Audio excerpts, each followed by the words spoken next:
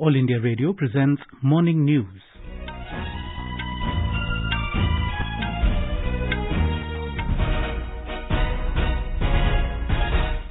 Good morning. I'm Sunil Verma and with me is Vaibhav Jyotsna Srivastav. The headlines. Government intensifies evacuation of stranded Indians from Ukraine. 26 flights to bring home Indian nationals over the next 3 days. Indian Air Force joins Operation Ganga to evacuate Indians from war-hit Ukraine. Prime Minister Narendra Modi chairs high-level meeting to take stock of evacuation efforts, speaks to Presidents of Poland and European Union. Prime Minister to address post-budget webinar on technology-enabled development this morning. Finance Minister Nirmala Sitharaman to launch a major e-governance initiative, Electronic Bill Processing System in New Delhi today. Sixth phase of Assembly elections in Uttar Pradesh to be held tomorrow.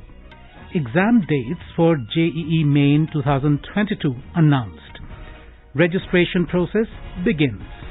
And in shooting, Saurabh Chaudhary bags gold medal at International Sports Federation World Cup in Cairo, Egypt. With the new Omicron variant of coronavirus causing concern, we appeal to our listeners to be vigilant and get fully vaccinated, and also help others, including children between 15 and 18 years, to get vaccinated. Please continue to follow these 3 simple steps to stay safe. Wear a face mask. Maintain 2 gaz ki duri for social distancing and focus on hand and face hygiene. For any COVID-related information and guidance, contact national helpline numbers 011 2397 8046 and 1075.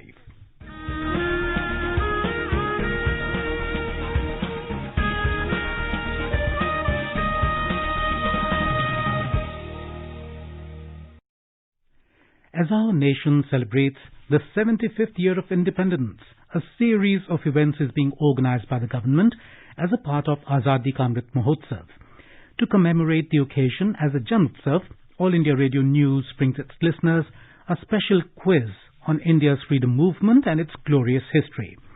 The quiz is conducted every Monday and Tuesday in Morning News since the 16th of August last year and will continue till the 15th of August this year. India Post has joined hands as the logistics partner with All India Radio News for the Amrit Mahotsav quiz.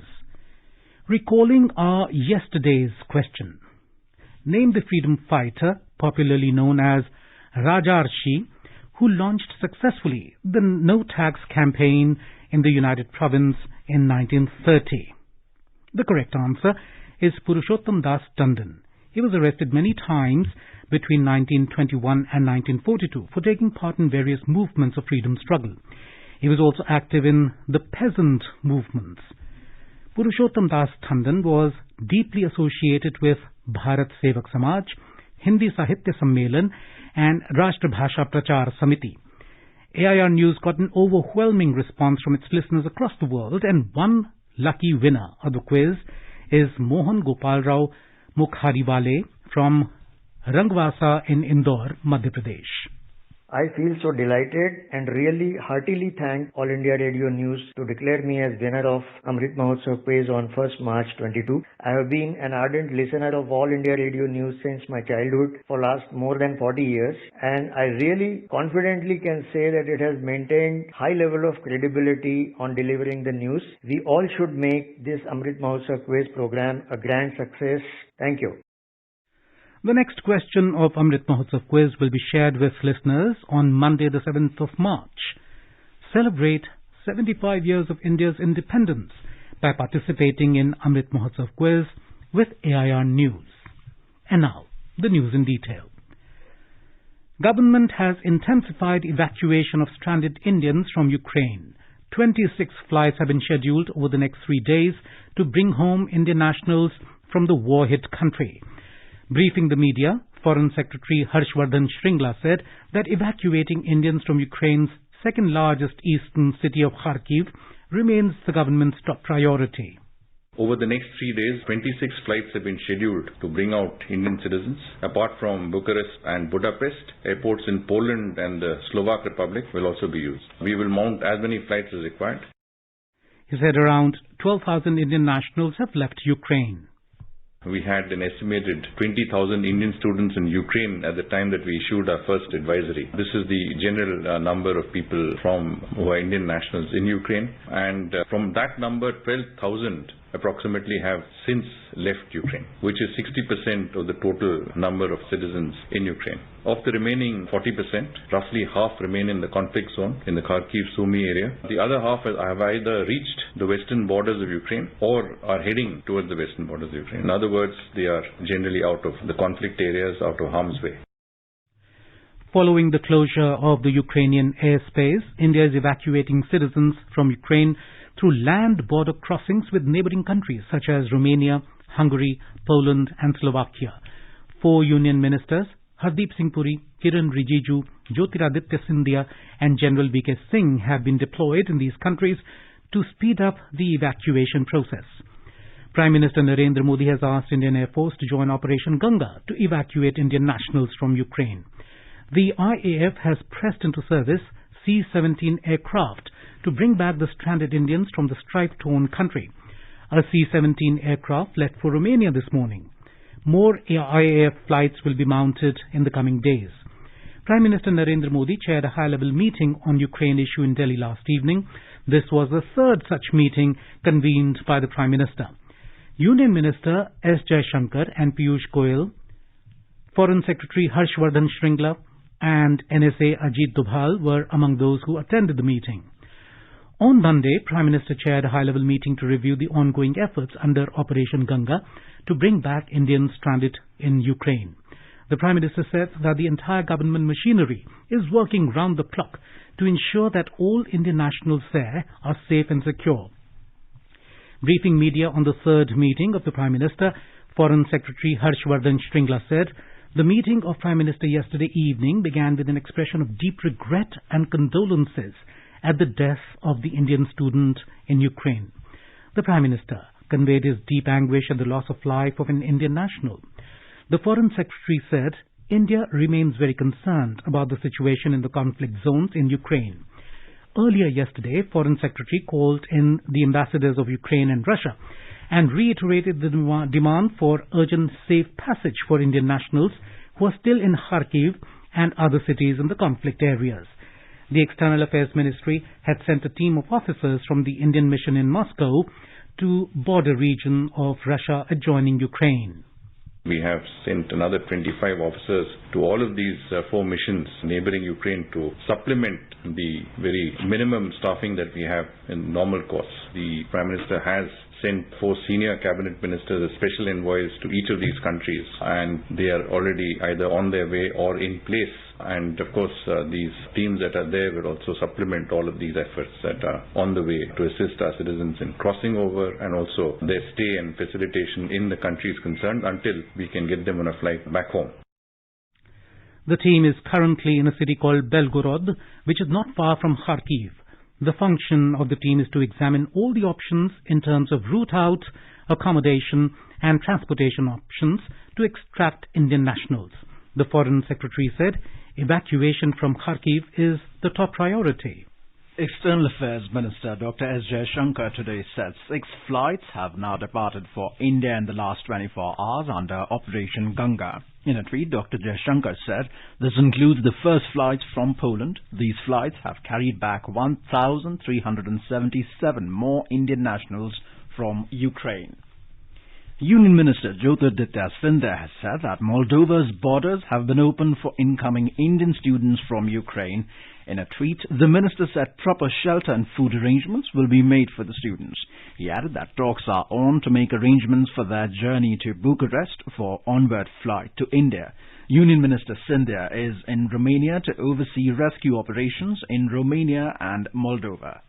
The Indian Embassy in Warsaw has asked Indian nationals in Ukraine to avoid Sheini-Medica border crossing, which continues to be congested.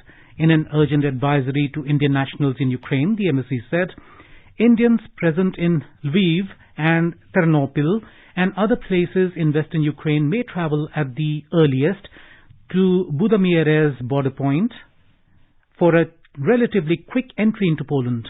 Alternatively, the Indian nationals have been advised to travel south to transit via Hungary or Romania.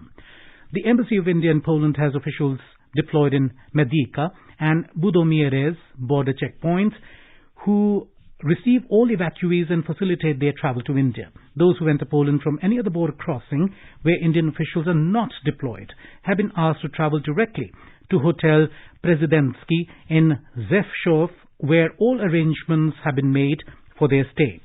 Transportation charges will be paid at the hotel by the embassy in case the Indian student does not have any fund for this. Prime Minister Narendra Modi spoke to the President of Poland, Andrzej Duda, yesterday and thanked him for the assistance provided by the European nation in evacuation of Indian citizens from Ukraine. The Prime Minister also thanked President Duda for the special gesture of relaxing visa requirements for Indian citizens crossing over to Poland from Ukraine.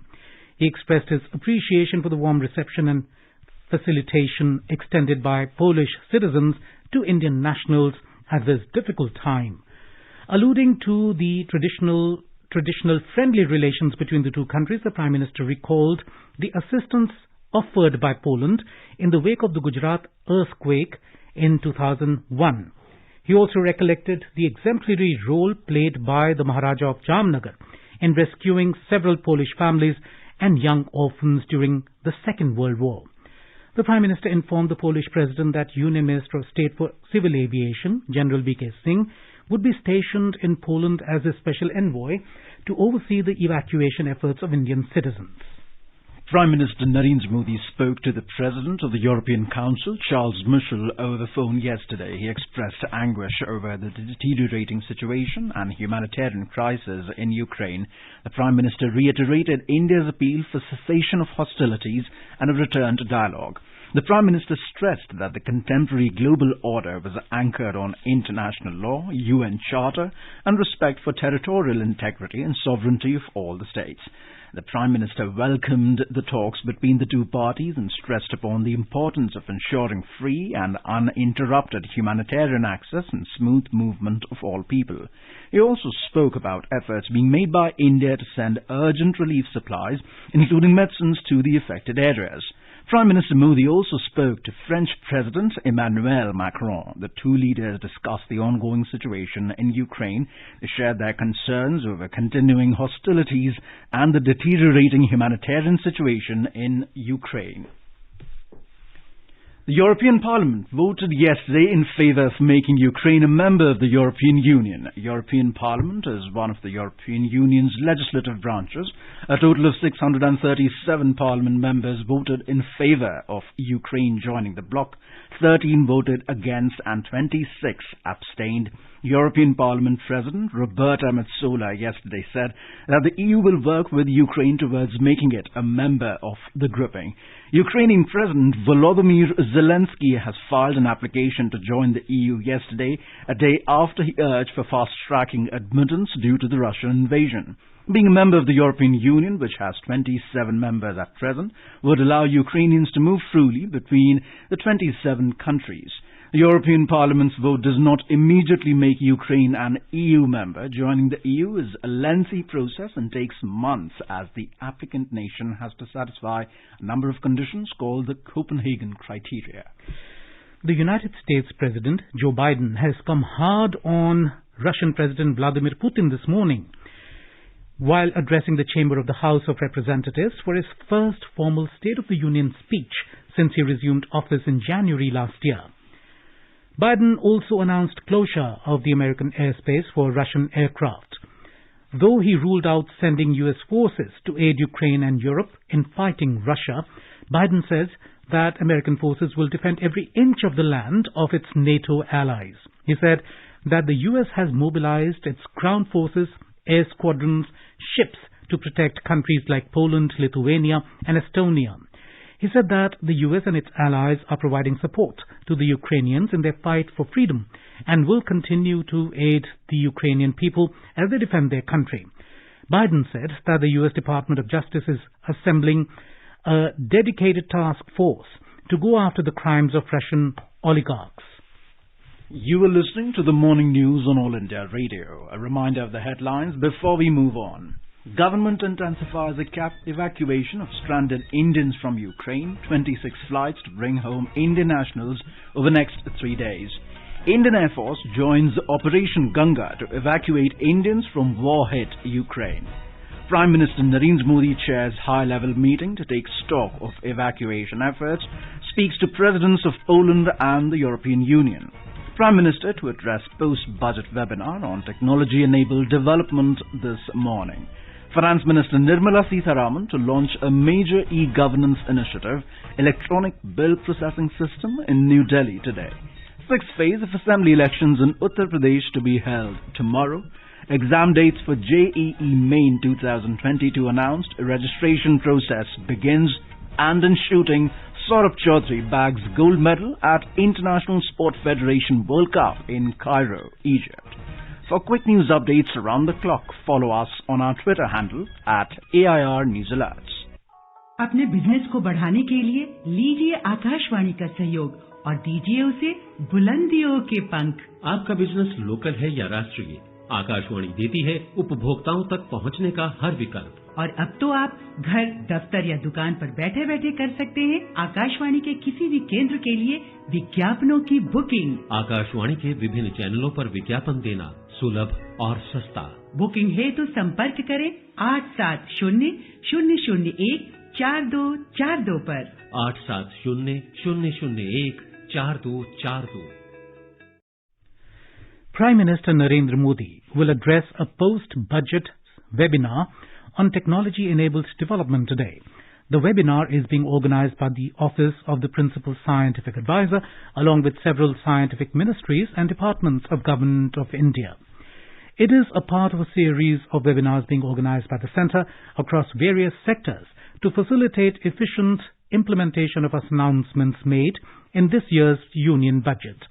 The webinar will have thematic breakaway sessions having participants from ministries and departments, academia and industry. Finance Minister Nirmala Sitharaman will launch a major e-governance initiative, the Electronic Bill Processing System, as part of Ease of Doing Business and Digital India ecosystem on the occasion of the 46th Civil Accounts Day celebration in New Delhi today. The Finance Ministry said the e-bill system will be implemented across all central ministries and departments.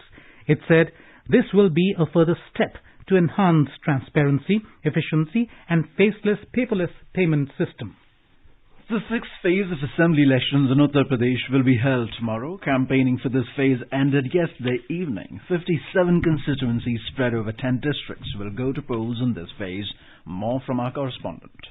The 10 districts which will go for poll tomorrow are Ambedkar Nagar, Balrampur, Siddharth Nagar, Basti, Gorakhpur, Maharajganj, Kushinagar, Devariya, Sant Kabir Nagar and Balia. All parties have tried to touch the issue of backwardness during poll campaign. All eyes will be on Gorakhpur city seat of Gorakhpur district, from where senior BJP leader and Chief Minister of State Yogi Adityanath is contesting his first assembly election and Subhavati Shukla is pitted against him on Samajwadi Party ticket. President of Azad Samaj Party Chandrasekhar Azad is also contesting from this seat. Many ministers of state government like Surya Pratap Shahi, Upendra Tiwari and Anand Shukla are contesting in this phase of elections. Senior Samajwadi Party leader and leader of opposition Ram Govind Chaudhary is also contesting from Bansdih seat of Balia district in this phase. Former ministers and turncoats Lalji Verma and Swami Prasad Maurya are contesting on Samajwadi Party ticket from Katehri seat of Ambedkar Nagar district and Fazil Nagar of Kushinagar district respectively. Journalist turned politician Shalabh Tripathi is fighting from Devariya Sadar seat, while Congress leader Akhilesh Pratap Singh is also contesting from Rudrapur seat of the same district. Sushil Chandra Tiwari, AIR News, Lucknow. In Manipur, campaigning for the second phase of assembly elections have intensified, with most of the political parties leaving no stone unturned to woo the voters. 92 candidates are in fray in 22 assembly constituencies of 10 districts of Manipur in the second phase of polls.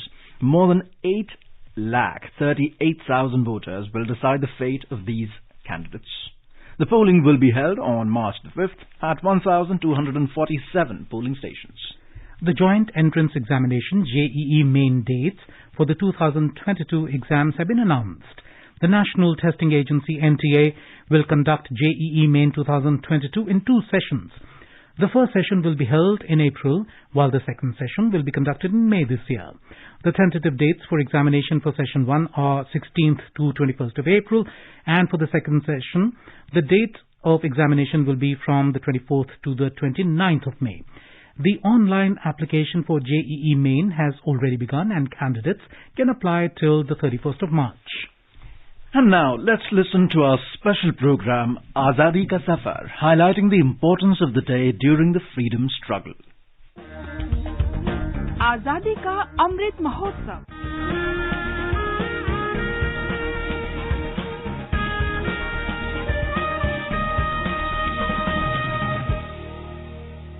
Azadi Ka Safar with AIR News. Birth of a Nation. India's glorious freedom struggle is one of the greatest struggles the modern world has ever witnessed. AIR News brings you a glimpse of the struggle every day.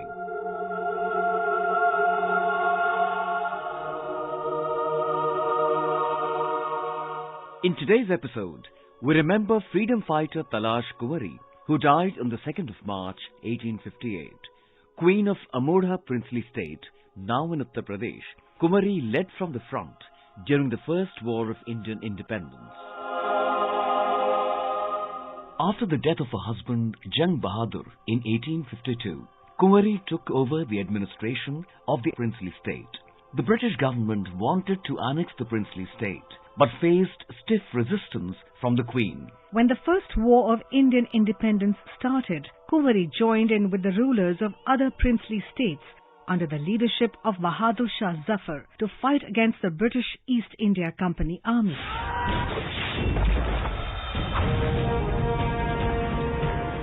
In 1858, the British army under the leadership of Colonel Hughes was sent to attack the princely state. The Queen and her soldiers fought the British valiantly. However, they were not able to match the might of the British army. The British wanted to capture the Queen alive, but the Queen pierced her chest with her own sword and died of the self-inflicted wound on the battlefront. The body of the Queen was hidden by the associates and was buried near Chaura of Samay Mata Bhavani, the deity of the state. Even after the martyrdom of Talash Kuwari, the people of the region continued to struggle against the British. The British army went from village to village and caught the soldiers of the Queen and hanged 150 soldiers from the trees in the cantonment. Maharani Talash Kuwari is still alive in the hearts of the people. We salute the great freedom fighter. We also remember Martyr Harshuk, who died on the 2nd of March 1858, a resident of Palwal. Harshuk took an active part in the First War of Indian Independence in 1857 against the British rule. He was captured by the British Army and executed in Delhi on the 2nd of March 1858. We salute the great son of the soil.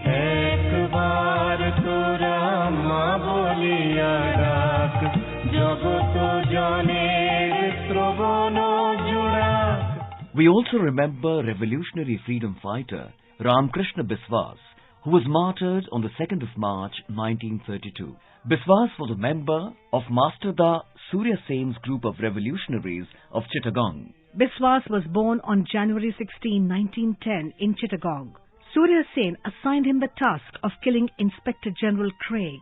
As per the plan, Biswas, along with Kalipad Chakraborty, went to Chandpur Station, Komila, on the 1st of December 1930.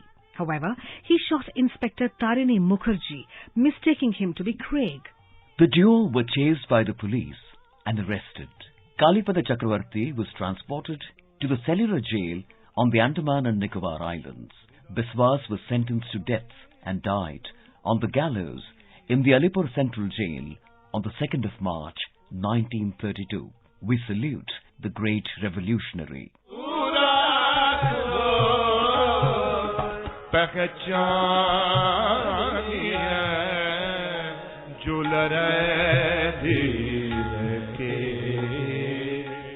We pay tribute to freedom fighter Pahara Singh, who died on the 2nd of March 1882. a resident of Sangrur, Punjab. Bahara was a Kuka activist who was arrested and confined in the Asirgarh fortress. He died during his imprisonment. We salute the great nationalist.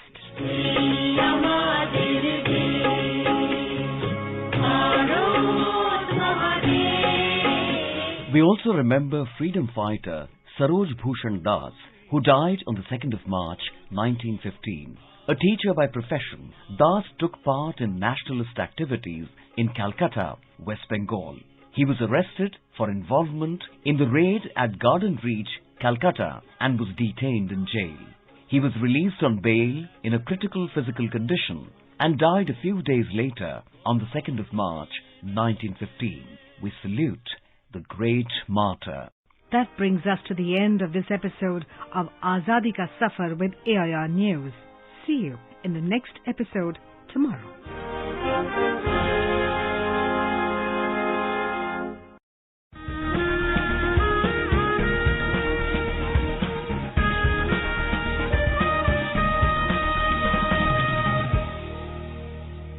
स्वाधीनता संग्राम के वे निशान जो साक्षी हैं हमारे सेनानियों के संघर्ष और बलिदान के। आकाशवाणी समाचार ला रहा है विशेष श्रृंखला निशान। हर बुधवार को शाम 4:45 पर कार्यक्रम परिक्रमा में FM गोल्ड 100.1 मेगाहर्ट्ज पर।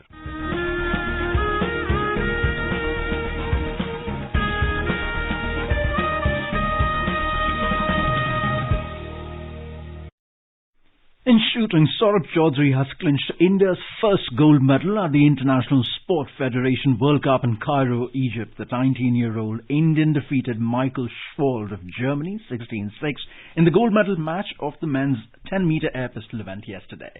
And now let us take a look at the weather forecast for today. The national capital Delhi is likely to have a generally cloudy sky with light rain or drizzle. Mumbai will have a mainly clear sky. Chennai is likely to have a partly cloudy sky. Kolkata will have a mainly clear sky. Srinagar will have a generally cloudy sky, and Jammu will have a partly cloudy sky with 1 or 2 spells of rain or thunder showers. Leh is likely to have a partly cloudy sky, and so will Gilgit. Muzaffarabad will have a partly cloudy sky becoming generally cloudy towards the night. Visakhapatnam will have a partly cloudy sky with haze. And now an overview of today's newspapers. News of the Russia-Ukraine war dominates the front pages of dailies. Kharkiv bombarded. 64-kilometer tank convoy heads to Kyiv, writes the Asian Age. 60% Indians left in Ukraine. Government steps up evacuation process, headlines The Pioneer. PM asks IAF to join evacuation operation, writes The Statesman. Lucky escape for 10 Punjab students, reports The Tribune, quoting one of the students as saying that 5 minutes after they started from the place they were holed up in, a missile hit the area. GST revenues cross 1.3 lakh crore in February, which is 26% higher than pre-pandemic levels, reports The Hindu. Police arrest 2 sharpshooters after 22 bullets fired in Outer Delhi, reports the Hindustan Times. And finally, the Times of India quotes India Meteorological Department data to inform that Delhi is likely to face hotter summer this year. And now, before we end the bulletin, the headlines once again. Government intensifies evacuation of stranded Indians from Ukraine. 26 flights to bring home Indian nationals over the next 3 days. Indian Air Force joins Operation Ganga to evacuate Indians from war-hit Ukraine.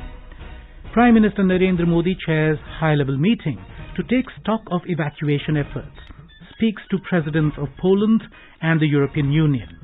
Prime Minister to address post-budget webinar on technology-enabled development this morning.